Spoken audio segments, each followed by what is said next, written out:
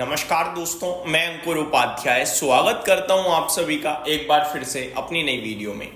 पहले दिन बाजार गिरा था दोस्तों मंडे को, फिर आपके लिए ट्यूसडे को रिकवरी आई, वेंसडे को फ्लैट कारोबार रहा, थोड़ी तेजी दिखी, लेकिन आज के सेशन में एक बार फिर से बड़ी बिकवाली आते हुए दिख रही है बाजार में। अब ये जो गिरावट है, नहीं इनफैक्ट मंडे को तेजी ही थी, ट्यूसडे को बाजार गिरा, वेंसडे को रिकवर हुआ और आज थर्सडे अगेन बाजार गिर रहा है। अब ये जो गिरावट है कितनी गहरा सकती है और ट्रेडर्स और इन्वेस्टर्स को क्या करना चाहिए, इसके बारे में सबसे पहले जानते हैं, समझते हैं। बीते कुछ दिनों का लोएस्ट पॉइंट है ये निफ्टी का, जो कि 24,600 के नीचे आया है। 24,595 पे करंटली ट्रेड कर रहा है। 24,541 का अभी तक लो लगाया है। 10:10 का समय हो रहा है। अब मैं आपको दो चीजें बता रहा हूं। एक, आज पहली एक्सपायरी है, मतलब पहली बात यह कि आज एक एक्सपायरी है निफ्टी की, वीकली एक्सपायरी, और वीकली एक्सपायरी में 25,000 ऊपर में क्रॉस नहीं होना था। इसके बारे में मैंने आपके साथ रात में भी डिस्कस किया था। 25,000 क्रॉस क्यों नहीं होना था? क्योंकि वहां पे दबा के हैवी कॉल राइटिंग थी, और पीछे 25,050 पे भी कॉल राइटिंग थी, 25,100 पे भी कॉल राइटिंग थी। 25,050 के पार अगर बाजार निकलता है तो 25,200 250 चला जाएगा, क्योंकि कॉल राइटर्स हो जाएंगे ट्रैप। ये हमारे वर्ड्स थे, जिसकी संभावनाएं बहुत कम है। अभी बाजार 220 पॉइंट नीचे ट्रेड कर रहा है, लेकिन मैं स्टिल कह रहा हूं कोई जरूरी नहीं है कि बाजार यहीं कहीं बंद हो जाए। बाजार रिकवर भी हो सकता है, ऊपर भी जा सकता है, और शॉर्ट कवरिंग भी ट्रिगर हो सकती है। ये तो हो गई एक आशा, उम्मीद कि ऐसा हो सकता है, लेकिन फैक्ट्स पे आते हैं। फैक्ट्स से ये कह रहे हैं 24,500 के पास निफ्टी ज्यादा देर बिता रहा है, और अगर गलती से 24,500 ब्रेक हुआ और नीचे टिका बाजार, तो फिर आपके लिए लॉन्ग अनवाइंडिंग भी होगी। हम शॉर्ट कवरिंग की तो बात कर रहे हैं, लेकिन वो यहां से 300 पॉइंट ऊपर है, 400 पॉइंट ऊपर है, बिल्कुल नजदीक। क्या है? नजदीक है 24,500, और 24,500 अगर नीचे में ब्रेक हुआ और निफ्टी टिकता है तो फिर एडिशनल 200 पॉइंट और जा सकता है, क्योंकि वो शॉर्ट कवरिंग नहीं, लॉन्ग अनवाइंडिंग करवा देगा। यानी तेजी वाले लोग जो है वो फंस जाएंगे। आज के लिए बात कर रहा हूं मैं ये। तो अभी करना क्या चाहिए हमें कुछ भी नहीं करना चाहिए इस समय पे। अगर आपके पास लॉन्ग पोजीशन है तो जैसे ही कोई उछाल मिले आप कोशिश कीजिए निकलने की, और अगर आपकी लॉन्ग पोजीशन में ऑलमोस्ट 80% के लॉसेज आ चुके हैं तो फिर अब आप 20% की और रिस्क ले लीजिए। कोई एसएल प्लेस मत कीजिए और पड़ी रहने दीजिए। अगर किस्मत ने आपका साथ दे दिया तो फिर वो शॉर्ट कवरिंग ट्रिगर करवा देगा एंड मोमेंट पे, और आपका पैसा बच सकता है। बनने के चांसेस तो कम है, लेकिन बच सकता है। बट जैसा कि मैंने कहा आपसे कि 80% अगर आपकी वैल्यू टूट चुकी है तभी रुकना, अदरवाइज आप उस पर एसएल लगाना और एग्जिट करने के मौके तलाशना।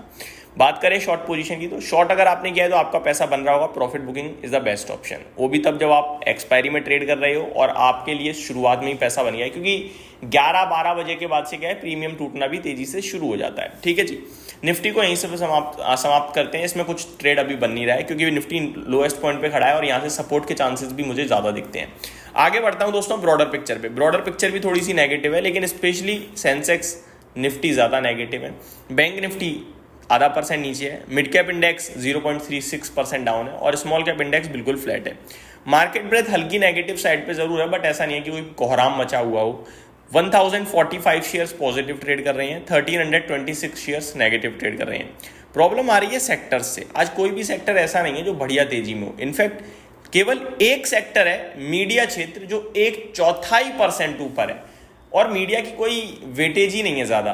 दूसरे नंबर पे रियल एस्टेट है, जो मात्र बस हरे निशान में, किसी वक्त लाल निशान में आ सकता है, बाकी सब लाल ही है।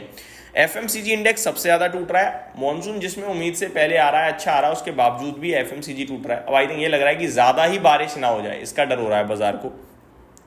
Auto, pharma, IT, financial services और बैंक निफ्टी, इन सब जगह आपको गिरावट देखने को मिल रही है। एक बार एफआईडीआई का डेटा भी आपके साथ शेयर करता हूं। कल 2200 करोड़ की बाइंग आई एफआईआई से, 683 करोड़ की बाइंग आई डीआई से। फ्यूचर्स में 2285 करोड़ की बाइंग करी एफआईआई ने, और ऑप्शंस में 33,000 करोड़ की बाइंग करी। दैट मीन्स पुट खरीदा होगा और बाजार नीचे आ गया है, पैसा बन गया है, और प्रॉफिट बुक होगा, दोबारा बाजार ऊपर आने के चांसेस भी बढ़ते हैं।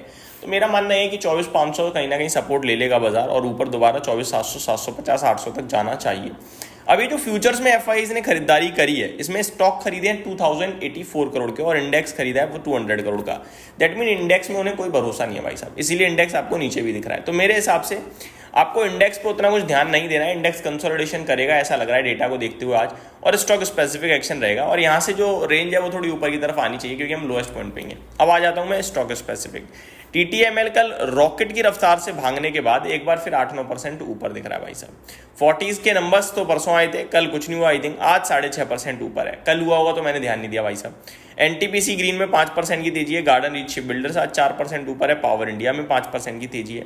दोस्तों स्टॉक अलर्ट में ABFRL है 66% नीचे दिख रहा होगा आपको, लेकिन ये 1 रुपये भी नहीं नीचे है। 1 रुपये से तो हो सकता है कुछ लाल हो गया हो आज बाजार के साथ, लेकिन मेनली जो ये नीचे है वो इसलिए है क्योंकि आज इसमें से Aditya Birla lifestyle brand limited का शेयर बाहर हो गया है, डीमर्ज हो गया है। मैंने कल वीडियो भी बनाई थी और अगर अभी भी आपको डर है तो इसके बारे में मैं आप सभी के साथ आज भी डिटेल शेयर करूंगा, घबराना नहीं है।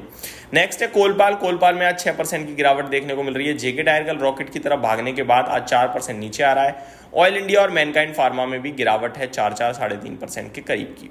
इंडसइंड बैंक टॉप परफॉर्मर भाई साहब, खराब नंबर, बहुत ही बेकार नंबर, नीचे खुला लेकिन वहां से जो रिकवरी है वो बहुत ही दमदार, 3% ऊपर, टर्नओवर हाईएस्ट लेवल पे हो रहा है, 1700-1600 करोड़ का हो चुका है। देखो स्टॉक ऑलरेडी टूटा हुआ था, खराब चीजें जो भी थी वो प्राइस इन थी। आगे को लेकर कंपनी ने अच्छी कमेंट्री दी है तो उसके ऊपर नीचे से पॉजिटिव बाइंग बन रही है इस स्टॉक में। Garden Reach, Mazagon Dock, Cochin Shipyard, ये 3 शिपिंग स्टॉक्स, तीनों में बड़ा टर्नओवर और तीनों में बाउंस बैक है। अब आप कोचिन शिपयार्ड को देखिए भाई साहब, 1830 रुपये पे कहा कि 1780-1800 रुपये का फाइनल सपोर्ट है, वहां पे अब मत बेचना, वहां पहुंच के दोबारा घूम सकता है। 1900 रुपये आ गया और 2100 रुपये पे कहा था कि शायद गिर सकता है, कोटक इंस्टीट्यूशंस की रिपोर्ट आई है। तो ये चीज़ें छोटी छोटी होती हैं, लेकिन जब हम सही कैच कर लेते हैं और आपके साथ सही टाइम पे शेयर करते हैं तो उसकी खुशी ही अलग होती है। मजगांव डॉक में भी बढ़िया तेजी देखने को मिल रही है। इंडिगो ऑलरेडी चला हुआ था इसलिए अच्छे नंबर्स पर रिएक्ट नहीं कर रहा है, बाकी नंबर्स बढ़िया थे। स्टॉक्स की बात करें तो power India, solar industries, HDFC, AMC, MFSL, BEL ये लाइफ पे ट्रेड करते हुए दिख रहे हैं आप सभी को आज। निफ्टी की बात करें दोस्तों तो 44 शेयर्स नेगेटिव है। पावर ग्रिड टॉप लूजर है, trend ITC, Reliance HCL Tech में भी गिरावट देखने को मिल रही है। इंडसइंड बैंक टॉप गेनर बना हुआ है निफ्टी का आज, और 5 स्टॉक्स और तेजी में जिसमें Tata steel, Jio financial, Bharti Airtel, Adani enterprise और BEL ये कुछ हरे निशान में ट्रेड कर रहे हैं। इस वीडियो को यहीं समाप्त करता हूँ। स्टॉक स्पेसिफिक अगली वीडियो में बात करूंगा, बने रहिए चैनल के साथ। Thank you so much for watching this video, have a great day guys.